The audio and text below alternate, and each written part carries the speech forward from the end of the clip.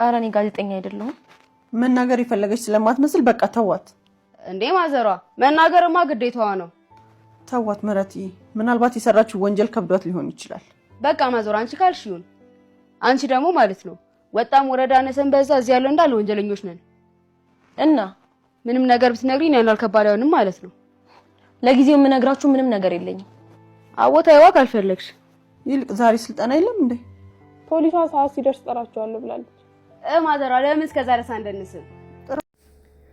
ሰላም እንዴት ናችሁ? ውድ የኖላዊት ዩቲዩብ ቻናል ቤተሰቦች በያላችሁበት ሰላማችሁ ብዙ ይበልልኝ። ሰላም ነውና ለሁላችንም ሰላም ይስጠን። በዚህ ቻናል አዲስ ከሆናችሁ እንኳን ደህና መጣችሁ። ሰብስክራይብ ያደረጋችሁ ቤተሰብ ሁኑ እና ባር ቤተሰቦች ማመሰግናለሁ።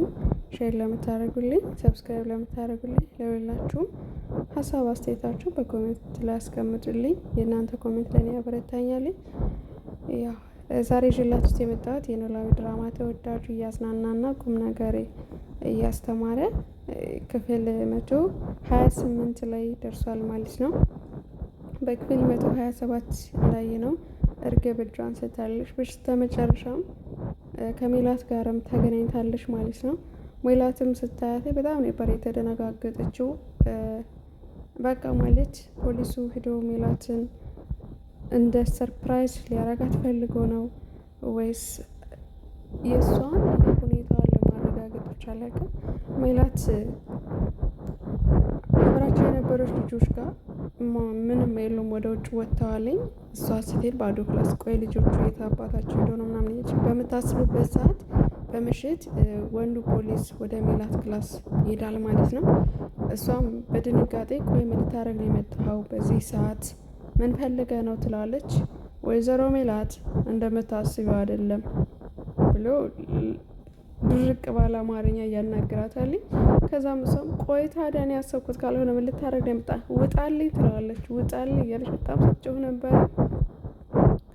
አይ የሆነ ሰው ላገናኝሽ ነው ብሎ ከዛ እርግብን ያስጠራትና ስትገባ በቃ ደም ስሯ ነው ግትርትር ያለው። ልታንቃት ሞከረች፣ ግብ ግብ ጮኸች። እንዴት አባሽ ታረጊ መጣሽ? በቃ ማለት በጣም ነው ግራ የተጋባችሁ። በጣም ስሜታዊ ሆነሽ ሜላት። ፖሊሶቹም እንግዲህ ለማረጋጋት ሞከሩ።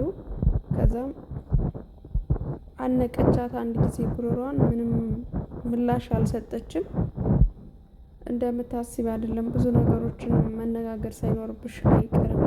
እርግብ ከአንቺ ጋራ መሆኗ ላንቺ ነው የሚጠቅምሽ ሲላት ፖሊስ በፍጹም እዚህ አብራይ ልትሆን አትችልም ብላት በጣም ትከራከራለች ሜላት። ከዛም በኋላ እንግዲህ ፖሊሱም ጥሏቸው በቃ እንውጣ። ሁለቱም ተፋጠጡ። አንገቷን ይዛ ነቀቻት።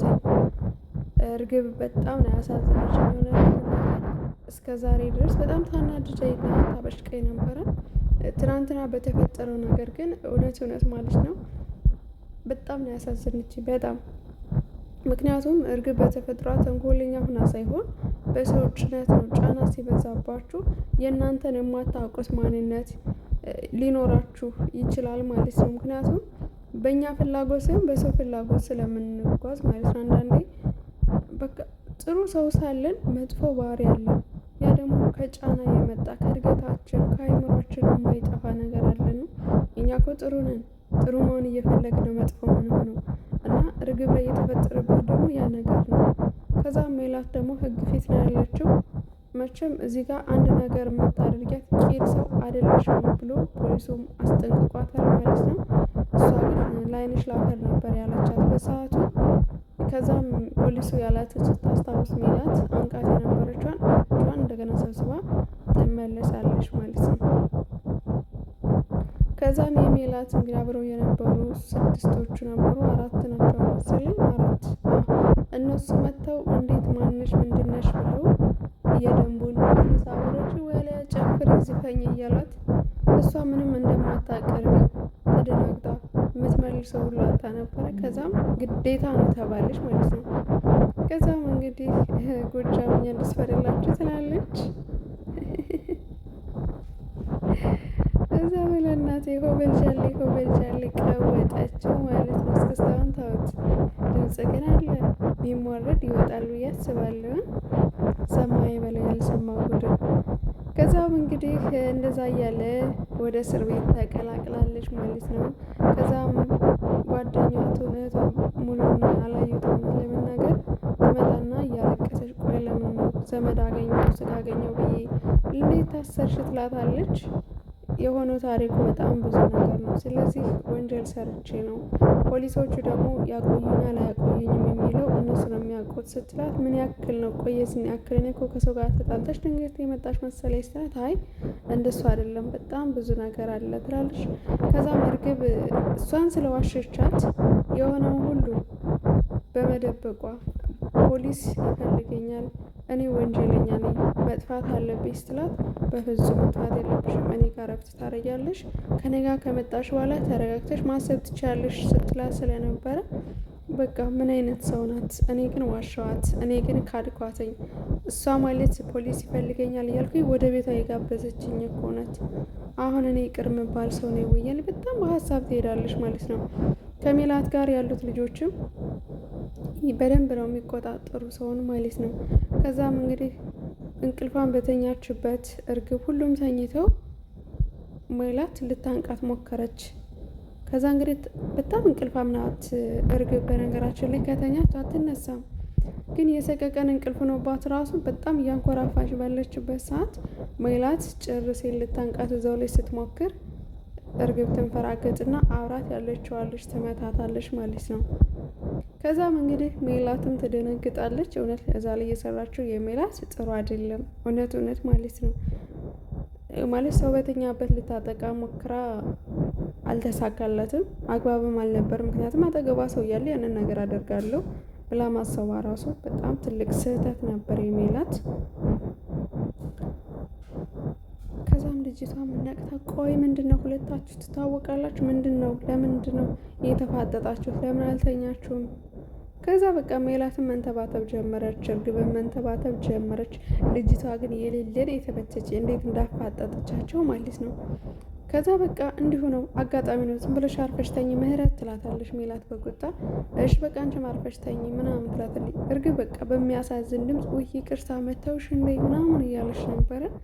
ከዛም በቃ አንጀቴን በላች ቁርጥጥ ብላ ስትተኛ ማለት ነው። ሜላት ያደረገችው ነገር እኔ እንደዛ አልጠበኩም ነበር።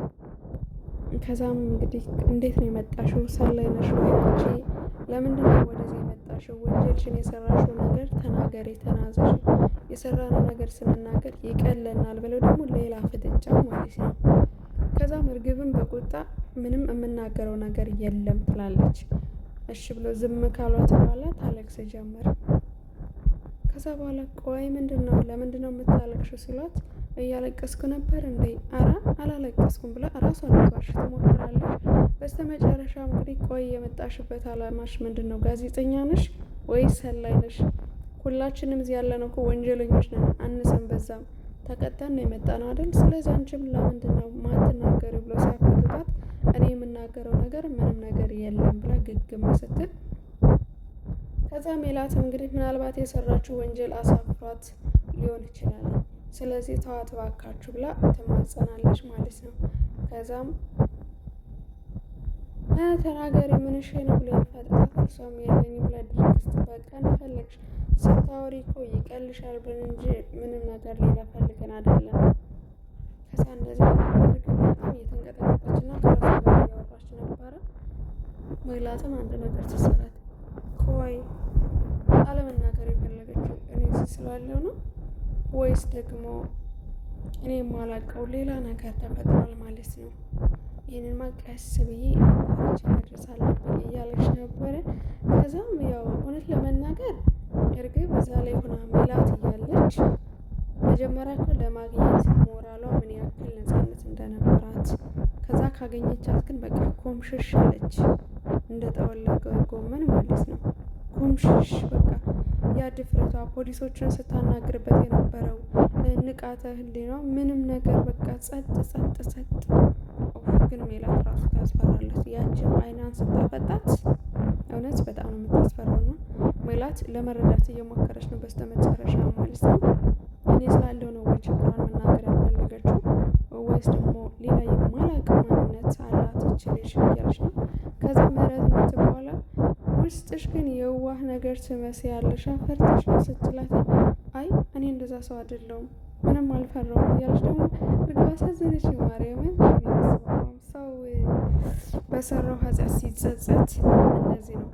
አብዛኞቻችን ባደረግነው ነገር አንገታችን ቀና ብለን እንሄዳለን፣ እንደ ጀብድም እንቆጥረዋለን።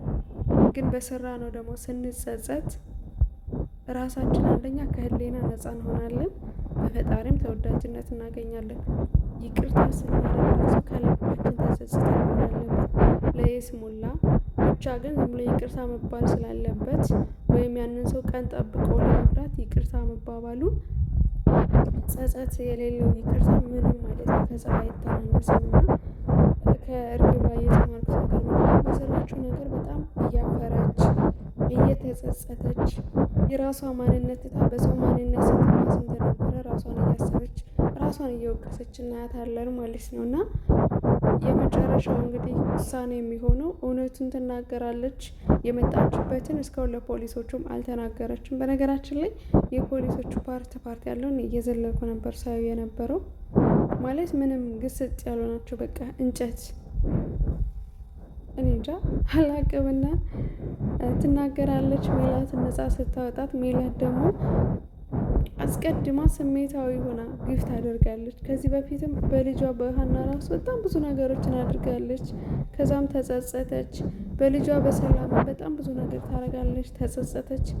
ወይዘሮ አስቴር በምታረያቸው ነገሮች ሁሉ አስቀድመሽ ወቂ፣ የሚጸጽትሽን ነገር አታድርጊ እያለች በተደጋጋሚ ምክር ትሰጣት ነበረ ማለት ነው። እና አሁንም እውነቱን ተናግራ ለእሷ ብላጇን እንደሰጠች ከዛም እንግዲህ ሜላትን ነፃ ስታስወጣት ሜላት ምን ያክል ጸጸት እንደሚሰማት ምንም መገመት ቀላል ነው ማለት ነው። ሜላት ሁሌም ቢሆን በነገሮች ላይ በሰላም በልጇ ትፈርዳለች እንጂ እሷን በጣም ችኩል ነች። በጣም ሲበዛ ችኩል ነች። የመጣችበትን ዓላማ ቀስ አድርጋ መርምራ እውነቱን ማየት ስትችል፣ አሁን ላይ ግን በጣም እንትን እያለች ነው።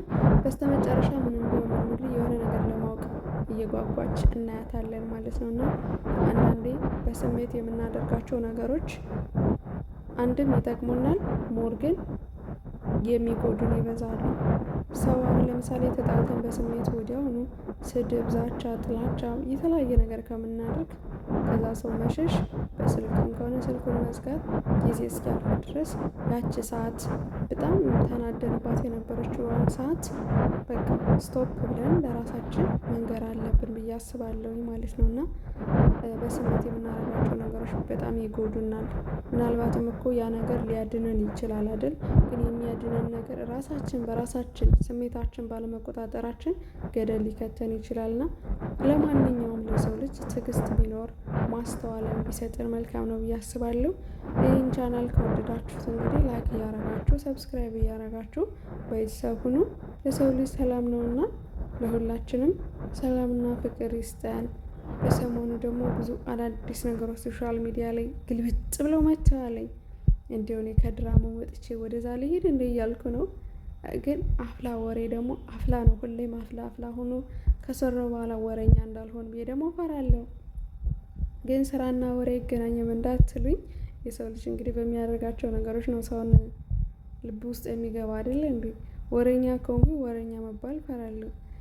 ግን ያዋጣል አያዋጣም የሚለውን እስኪ እናንተ ንገሩኝ። እውነት ከድራማ ወጥተን ደግሞ ወደ አፍላ ወሬ ወደ ሶሻል ሚዲያ አለላችሁ አይደለ? በጣም ብዙ ነገሮች አሉ፣ በየጊዜው ይፈጠራሉ። የማይፈጠር ጉድ የለም። እና ወደዛ መለስ ልበል። እንደው እናንተም ደግሞ እንደ ሀሳብ እስኪ ሀሳባችሁን ብታስቀምጡልኝ ጥሩ ነው። ተማክሮ የፈሱት ፈሳ አይሸትም ይባላልኝ አይደል እንዴ? እና እንደ ሀሳብ ነው። ግን ብዙ ጊዜ ሀሳብ እሰጣችኋለሁ፣ ግን እናንተ አትመልሱም በኮሜንት።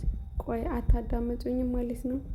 ተዋ እንደ ሀሳብ ግን ንገሩኝ፣ የምር ማለት ነው። እና የሆነ በቃ ሞቅ ያለ ትኩስ መረጃ ሳይ ወይኔ ተበላው ምናምን እላለሁ። ግን ያው ዩቲዩብ ስንሰራ ደግሞ ማለት ነው በአንድ ወጥ መሆን አለበት።